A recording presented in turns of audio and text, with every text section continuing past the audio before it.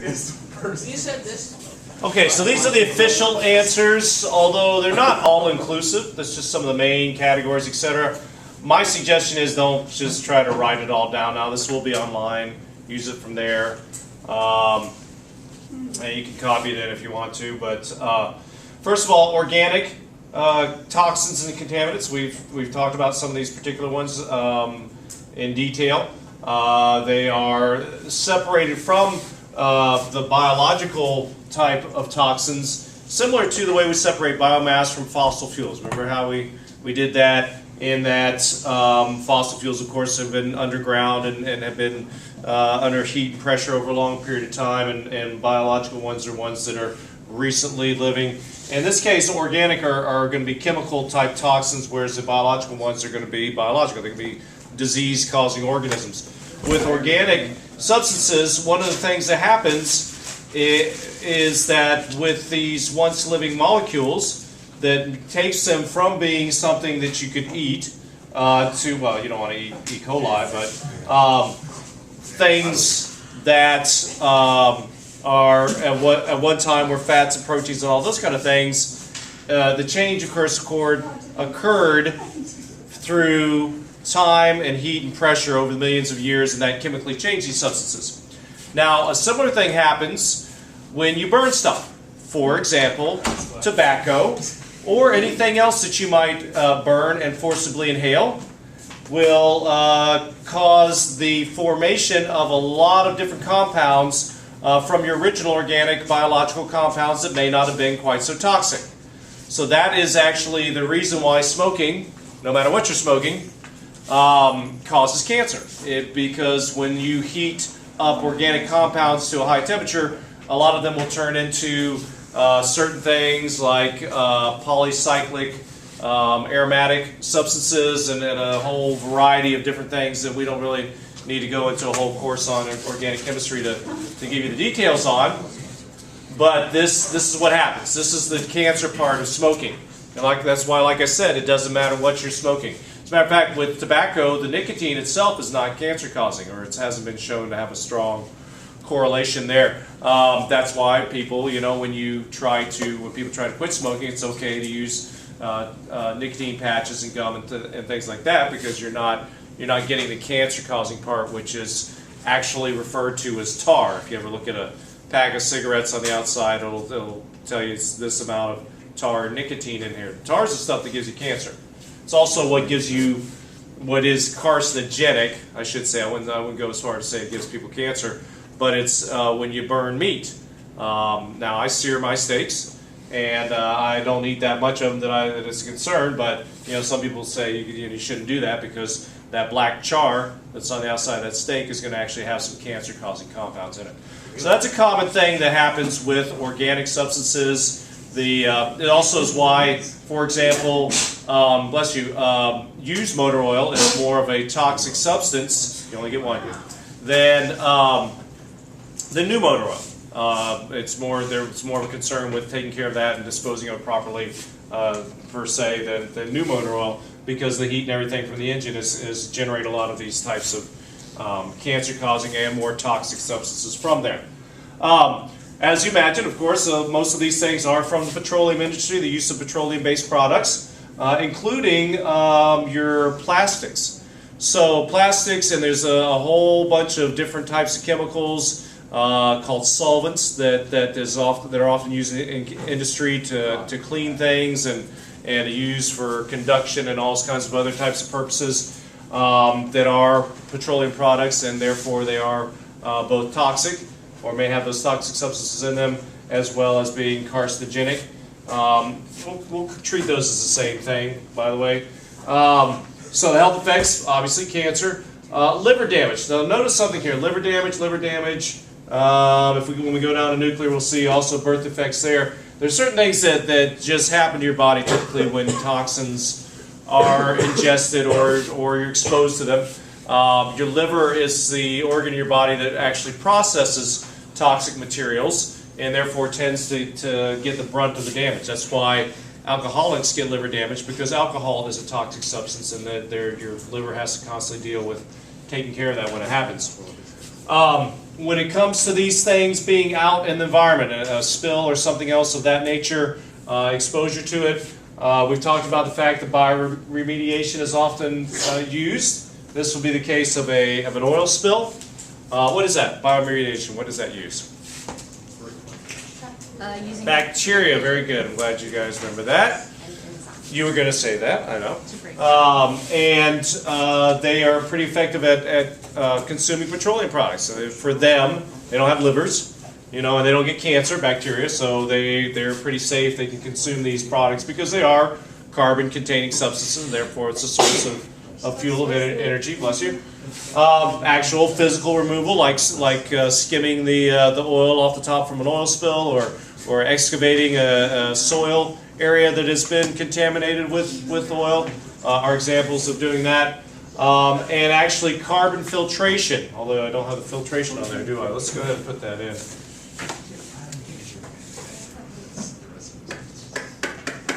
So the good old-fashioned carbon filter like you have on your sink or in a fish tank. Carbon filters are very effective, or you can use them for air filters as well. They're very effective at absorbing a number of different substances, organic ones in particular.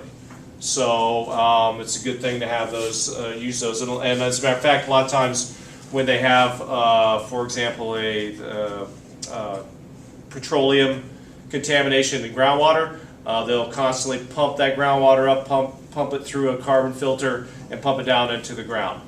Only problem with this is that it does get soaked pretty quickly, saturated, and they have to switch it out, and then they have to dispose of that carbon as a toxic waste as well. But it is effective. How do we reduce it? Well, obviously reducing the use of petroleum will help, and ensuring safer storage. I mentioned that a lot of times there have been problems with leaking storage tanks, and monitoring groundwater supplies and other kinds of areas where it might be an issue. Also landfills and those type of things where products, either petroleum products or byproducts of plastic decomposition, those kind of things, can get into the groundwater, and preventing that, of course, as well. So here's just a few examples. You can fill up a page with the different types of organic compounds that are out there that are potentially either toxic or carcinogenic or both. And those are just some of the more common ones that you have there. PCBs is a general category of organic substances that contain chlorine, and you find those in pesticides and organic solvents and a number of other areas. Any questions about organic contaminants, organic toxins? Okay? So now biological these are actually going to be disease-causing organisms, typically bacteria, sometimes viruses, and we're going to leave viruses out for this particular one because that's kind of a different field altogether. But a lot of these are linked to environmental practices or anthropogenic impacts. Typically from, most of the time, raw sewage is a problem, particularly in developing countries. But we are seeing actually a lot more of these potential for infectious diseases being spread through medical waste and the improper disposal of that medical waste. So that's an issue as well. Livestock, of course, they produce waste and everything, and also we know that swine and avian flu, and we're not just talking about the waste, but these are actually organisms that can breed with either hogs or chickens, and every once in a while, the flu virus that affects them will mutate and be able to infect people, and when that happens, it's usually much worse than the regular human type flu virus that we're used to and our bodies are used to and deal with every year. So that's some of the sources of that. Diarrhea is a big one right there as far as the effects, because your body's trying to rid these if you ingest them, and of course it's a problem then, because that diarrhea, that's a source of sewage that goes back out in the sewage, and people get reinfected, and that's how an epidemic can spread very quickly when just one person in an area that does not have adequate wastewater treatment or water supply monitoring or those kind of things. As you see in a lot of developing nations, this is a problem. They also will cause liver damage just because they produce their own toxins. Bacteria, when they make you sick, it's because they're producing toxins. Either the body itself is toxic or they give off toxins. And then kidney damage is also common in things that do cause kidney infections.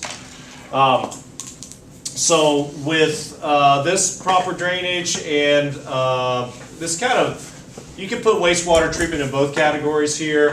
The treatment, when we talk about treatment, it's more of a matter of the it being on before or after. Okay, so the treatment is after. Once it's out there, what can you do about it? So you want to drain out if you have any areas where you've got flooding and stuff like that, and because of that you've got contamination there. You want to dig canals and things, drain it out as much as possible. And of course monitor and fully treat the water, the drinking water supply and things like that. That's crucial as well. To keep it from happening in the first place, that's where you want to have wastewater treatment, and you want to have proper drainage in the first place. A lot of these things happen in areas where they're okay as long as it doesn't rain too much or the population has gotten too high. And in those particular circumstances, then you have overflow, the ground can't absorb the bacteria and things like that, and once again you have an epidemic that comes out of that. Y'all pay attention, please. So some example, just some of the more common example of organisms that cause these infections: dysentery, E. coli, and things of that nature. And those are, like I said, just a few. Amoeba is, well, that's a type of dysentery when you look at amoeba. Any questions about biological toxins? Negative, that's right. What they are? Negative, that's right. Does? Okay. Yes. Heavy metals. We have talked about these quite a bit. One of the things about heavy metals is they're persistent. In other words, they don't change. They don't become something less toxic like your biological, and even your organic ones. Eventually, they will decompose naturally. These are elements, so they don't become less toxic compounds. They're going to stay elemental.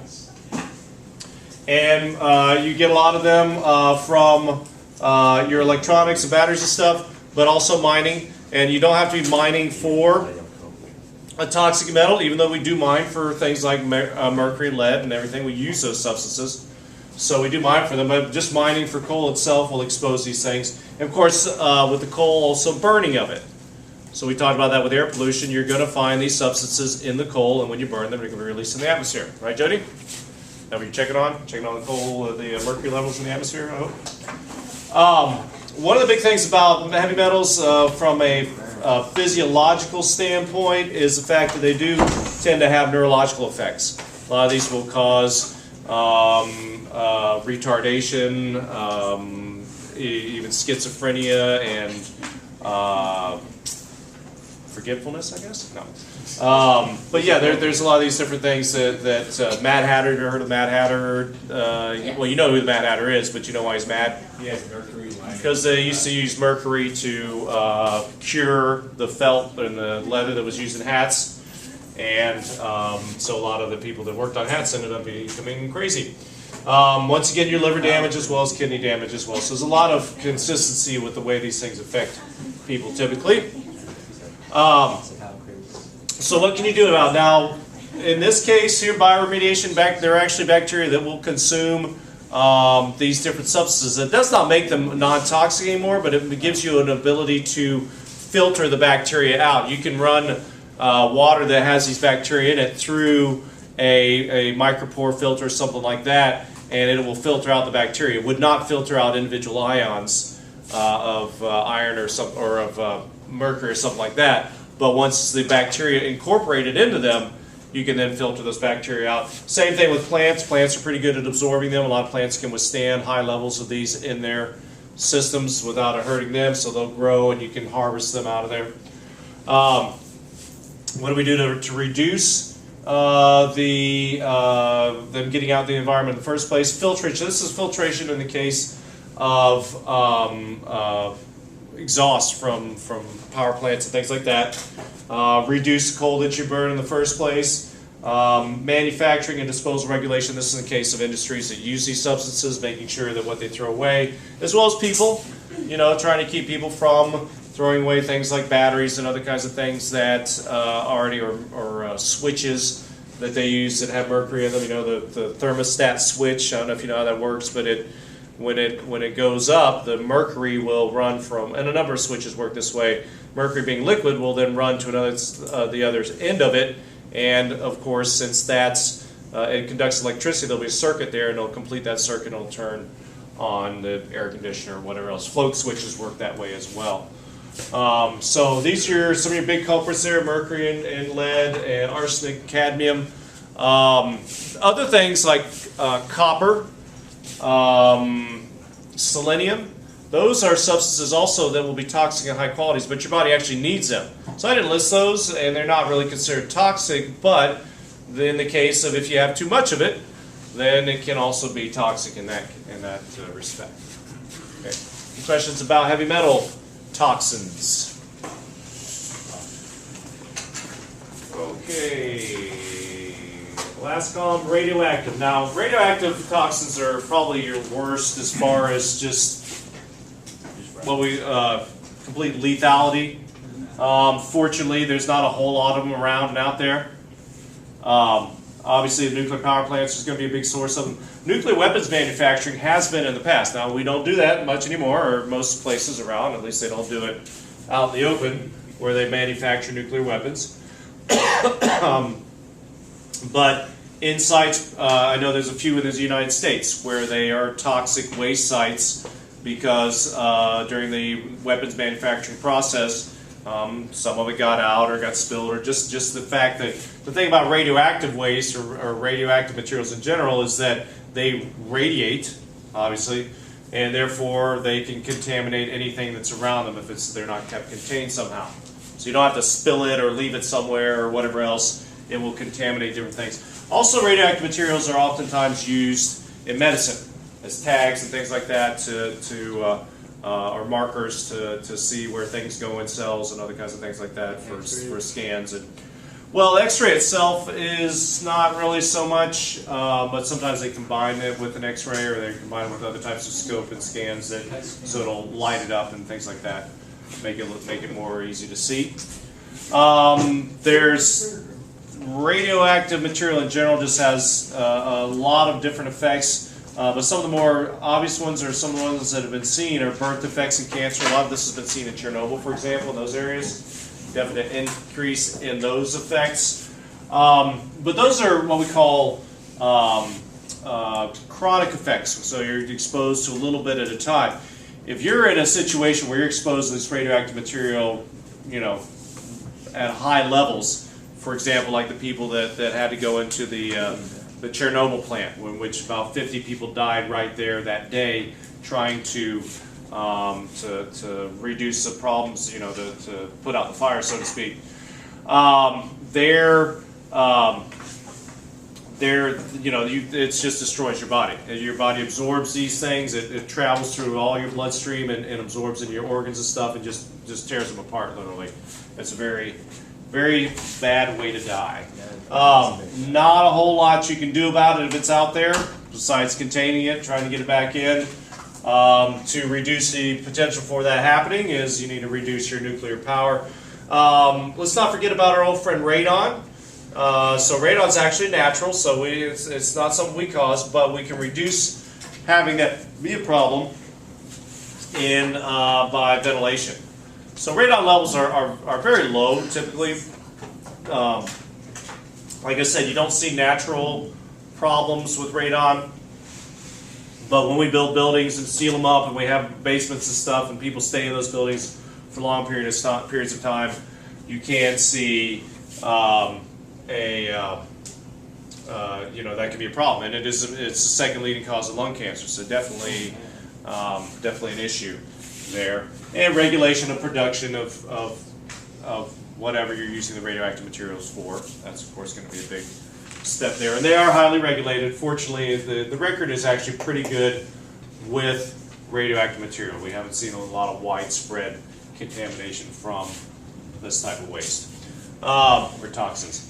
Radon, like I said, example, uranium, nuclear fuel waste, and things like that are what's going to be in that category. Any questions?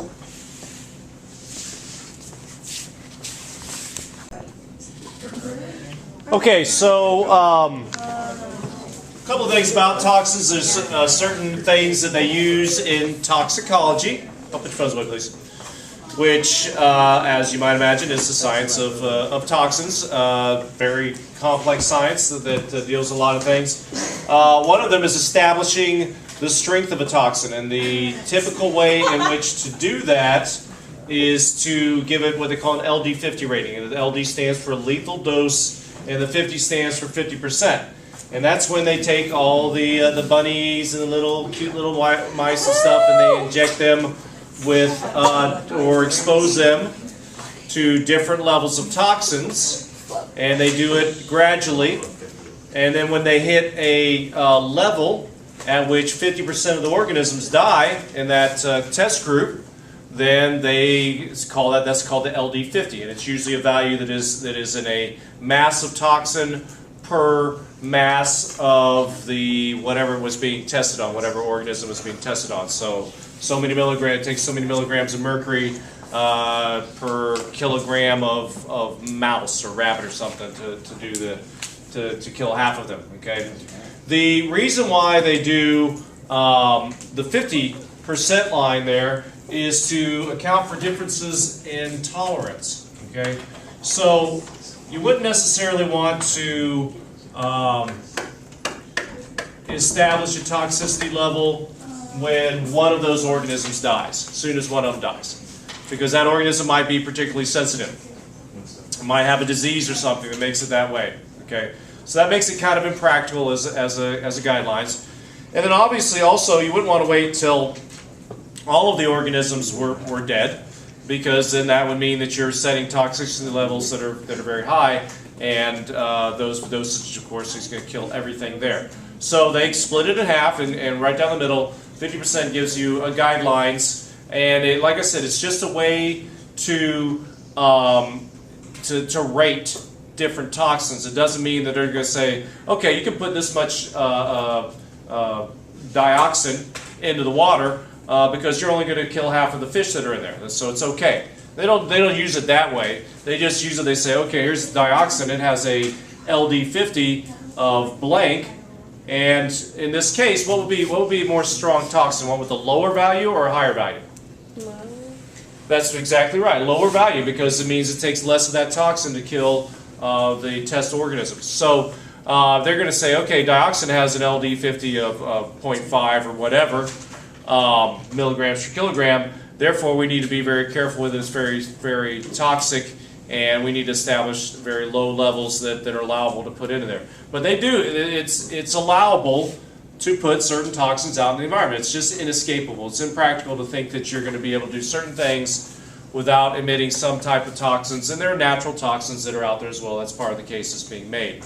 A popular story that people like to say, or to gross people out, is they'll say, you know, your peanut butter, and they always got to pick on peanut butter, but your peanut butter has, you know, a 0.5 milligrams of rat turds in it.